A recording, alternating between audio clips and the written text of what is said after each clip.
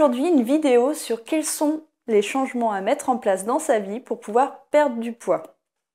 Parce que en réalité, souvent les gens, quand ils veulent perdre du poids, ce qu'ils vont faire, c'est qu'ils vont mettre en place un certain nombre d'actions, dont en général ça va consister en un régime et de l'activité physique, voire que un régime.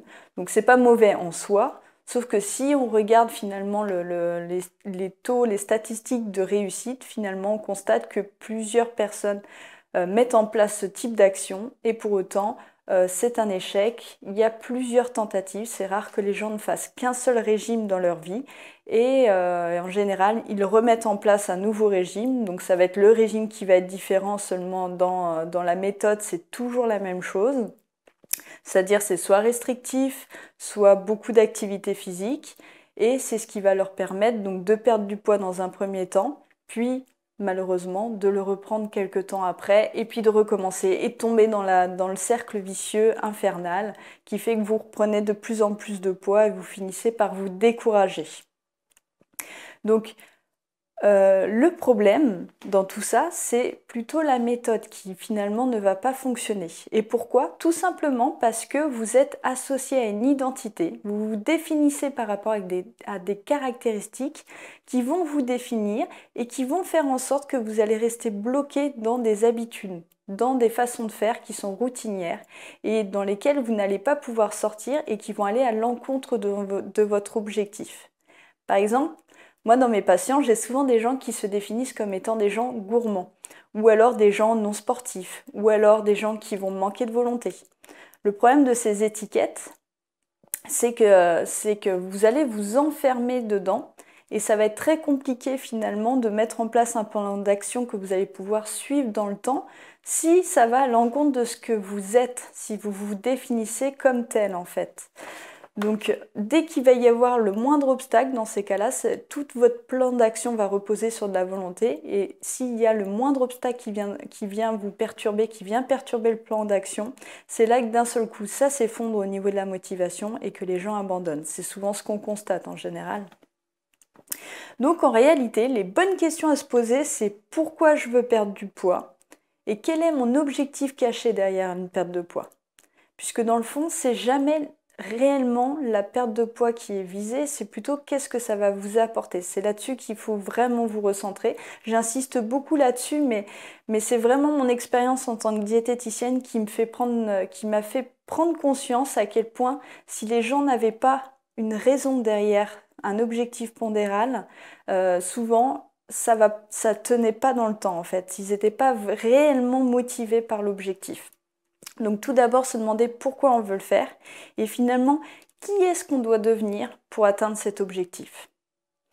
Puisque si vous ne changez pas l'étiquette que vous vous êtes vous-même collé ou que l'on vous a collé, ça va être très compliqué de changer. Si vous vous définissez comme quelqu'un de gourmand et que d'un seul coup vous souhaitez changer vos habitudes alimentaires pour manger sainement, ça va être vraiment très compliqué si vous ne changez pas profondément la manière dont vous vous voyez. Sachant que ce qu'il faut comprendre, c'est que toutes ces caractéristiques, ce n'est pas des choses immuables.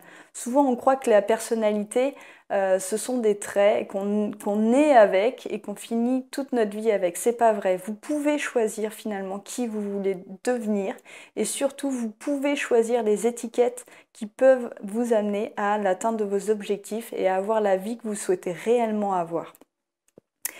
C'est vraiment ce qu'il faut que vous compreniez, c'est que ce sont les actes qui font qui vous êtes et pas votre passé.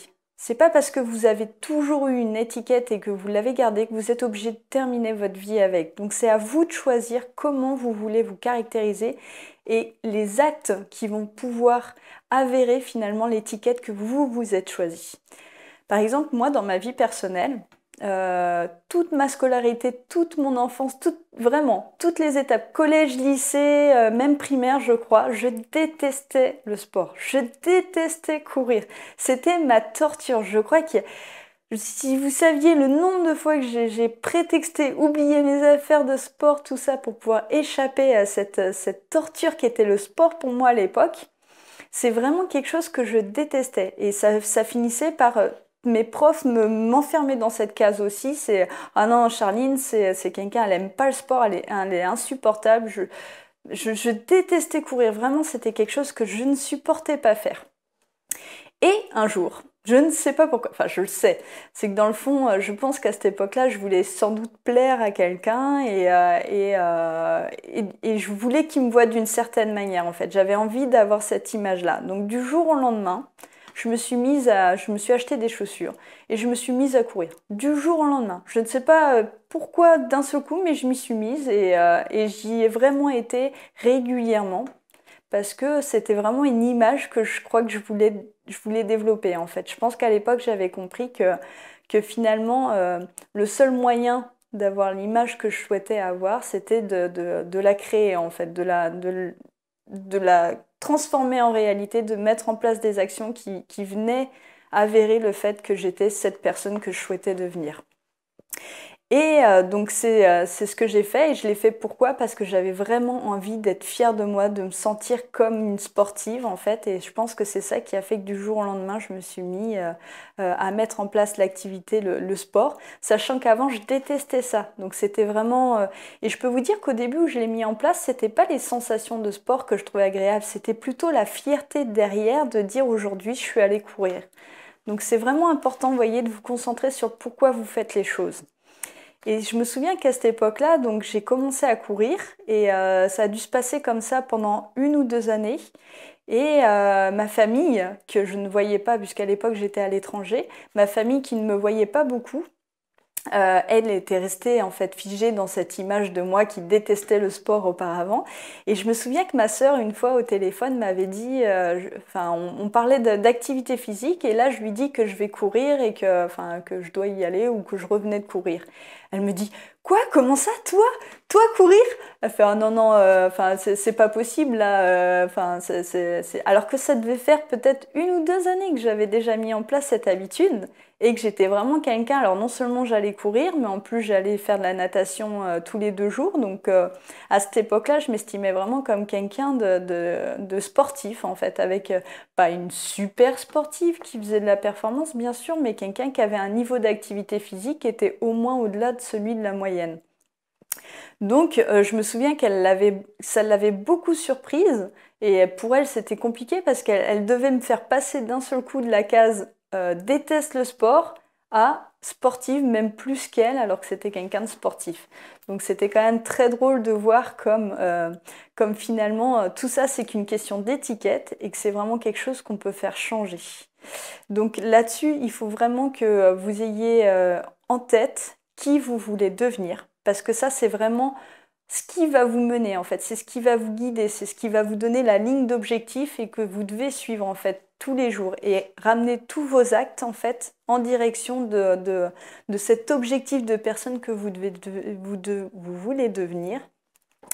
Et pourquoi vous voulez le faire en fait. Le pourquoi, ça va vous permettre de dépasser les obstacles, puisqu'il va y en avoir. Faut pas rêver. De toute manière, à chaque fois qu'on veut mettre en place des changements ou même des choses dans sa vie, il y aura toujours des obstacles qui viendront vous tirer vers le bas et vous donner des prétextes finalement pour pas suivre votre objectif, pour pas y arriver.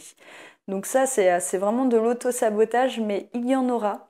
Donc c'est pour ça qu'il faut vraiment que vous vous raccrochiez à un pourquoi, puisque dans les moments difficiles, c'est ça qui va vous permettre de dépasser et de mettre en place des actions qui vous permettront d'atteindre votre objectif. Donc vraiment très important. Alors, c'est terminé pour aujourd'hui, pour cette vidéo. Si le sujet vous a plu, n'hésitez pas à laisser des commentaires en bas et puis à liker cette vidéo. Et vous abonner à ma chaîne aussi également pour recevoir toutes les vidéos que je vais poster à l'avenir. Je vous souhaite une bonne journée et puis on se retrouve à demain pour la prochaine vidéo. Et en attendant, n'oubliez pas que changer ses habitudes alimentaires, ça demande un changement global et que tout ça, c'est possible seulement si vous avez un pourquoi qui est fort.